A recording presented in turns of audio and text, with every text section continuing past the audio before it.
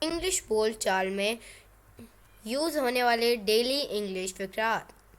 تو دوستو، اگر آپ کا خواب بھی ہے کہ آپ فلوئنٹلی اینڈ کانفیڈنٹلی انگلش بول سکیں تو ہمارے چینل ابراہیم ٹی وی انگلش کو کر لیجئے سبسکرائب اور بیل نوٹیفیکیشن کے بٹن کو بھی پریس کیجئے تاکہ آپ ہماری کوئی بھی ویڈیو مس نہ کر سکیں۔ تو چلیے شروع کرتے ہیں اپنا آج کا لیسن۔ انگلش بول چال۔ I was upset yesterday. I was upset yesterday.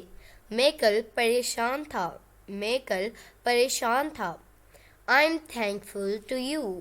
I'm thankful to you. میں آپ کا شکر گزار ہوں. میں آپ کا شکر گزار ہوں. Don't make lame uses.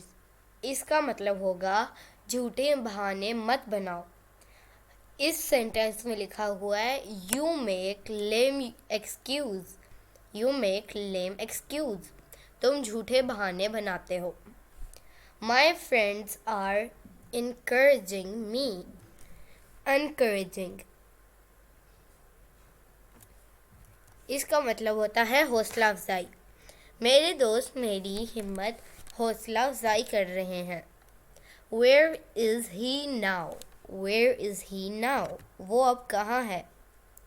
It is a white lie. It is a white lie. یہ سفید جھوٹ ہے۔ We are all Muslims. We are all Muslims. ہم سب مسلمان ہیں۔ I don't wish to meet him. I don't wish to meet him. میں اس سے ملنے کی خواہش نہیں رکھتا۔ It is very hot today. It is very hot today. آج سخت گرمی ہے۔ He is a very cunning. یہ ورڈ ہے cunning. cunning کا مطلب ہوتا ہے مکار۔